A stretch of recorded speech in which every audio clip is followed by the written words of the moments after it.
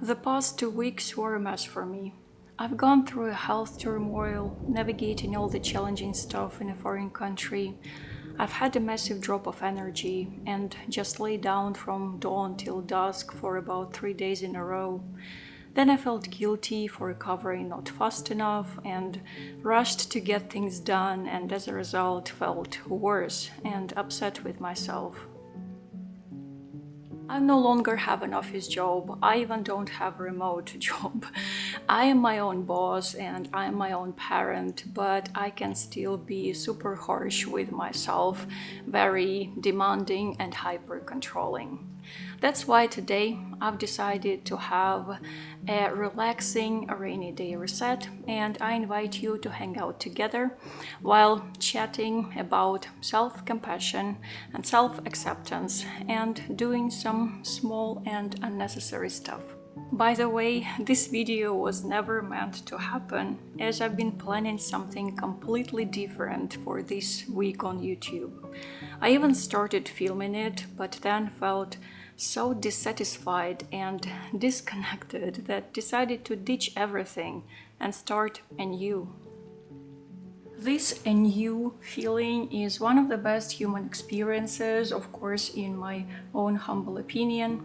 Even when my partner Brian and I had to hop cities and countries with no solid plan, with no certainty at all, I absolutely loved the first couple of days in a new place. It's like you face all the possible chances in the world, falling into them from a breathtaking height, and the very first moments when you start falling into the new, you can see the most you've ever seen, and then your view shrinks inevitably, and you fly into a narrow rabbit hole of the chosen experience, which is no less interesting, of course. Sometimes I think that creating a mess and cluttering one's living spaces can be done often intentionally deep down, so that at some point we can organize and clean in a very satisfying way and be proud in the end. And I'm going to have this satisfying moment right now. I'm going to show you the dark and messy closet of my art and craft supplies that need some love and organizing. And today is the day. I used to be pretty messy when I was growing up, and I would claim that it's my personal way to be. But once I've made an effort to keep things in their places, it felt incredibly empowering to create a controllable space around yourself, which turned out to perfectly compensate for the lack of control of anything outside that space. I still let some little areas of mess brew in my space before I address them, and it's also a good metaphor for mental housekeeping. Self-compassion is about just letting yourself be. Just let yourself be. Stop being the annoyed parent of yourself. A parent who's quietly hissing at their child something like, "Behave yourself, stop embarrassing me, why cannot you be as nice as someone else?" Just let yourself be messy, disagreeing, embarrassing, because it's you and it's the best that you have now. When you lack self-compassion and refuse to accept yourself, you do the following. You constantly control yourself. You devalue your achievements, be them big or small. You hyper-focus on tiny and unimportant things. You constantly criticize yourself and feel guilty. You deny yourself the right to choose. You sabotage yourself. You refuse to accept the reality. You get into the habit of living in discomfort.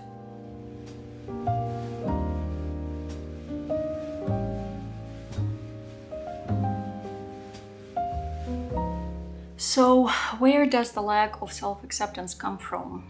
It can have very different origins, and it can even root in some very serious trauma. And I'm not even touching these very delicate and complicated situations because I'm not a specialist, I'm not qualified. And here I'm just sharing my own explorations and my own insights, so please keep it in mind.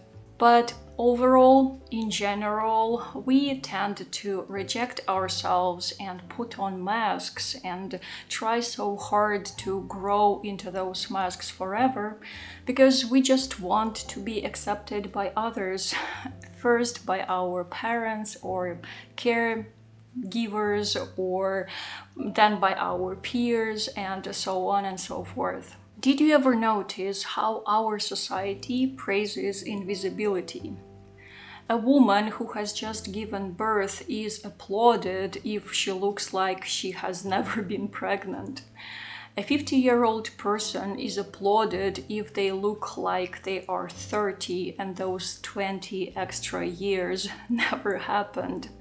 A sick person is applauded for looking normal or recovered, as if sickness is no longer there. And this appraisal of invisibility makes us feel so scared of becoming visible, not only to others, but to ourselves eventually. And then, as a result, we refuse to accept what and who we happen to be. I'm learning this right now, talking to you, because I'm not perfectly self-accepting. I'm definitely not, and the recent 2 weeks have shown it. The thing is that we humans are not superheroes. Of course, it's very alluring to think ourselves as of some empowered saviors, but at some point the reality hits really hard. And I don't mean that we cannot do anything or change anything.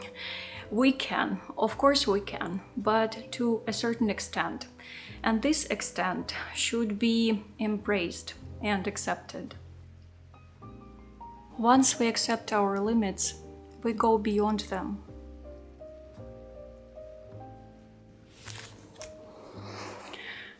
Of course, the main benefit of self-compassion and self-acceptance is our own well-being, its internal balance, unlocked energy, and optimism. But consequently, the more you make yourself visible without guilt or shame, the more you are seen and accepted by others, and not by random others, but those with who you can actually build meaningful relationships.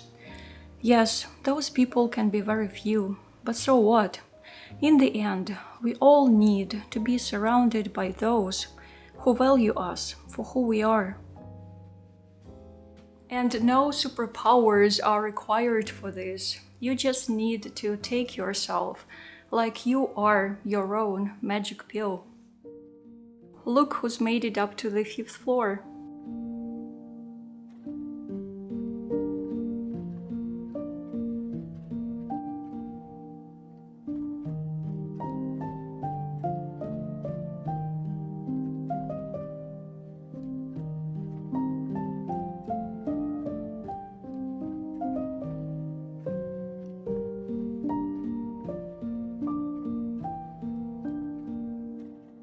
Thank you so much for spending this time with me, dear friends.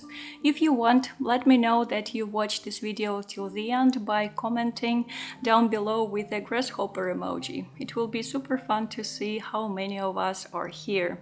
And of course, feel free to share any of your thoughts and experiences about self-compassion and self-acceptance.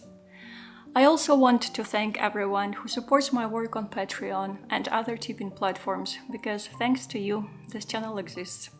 And for now, as always, be safe, keep your heart open and self-compassionate, and I will see you soon. Пока-пока!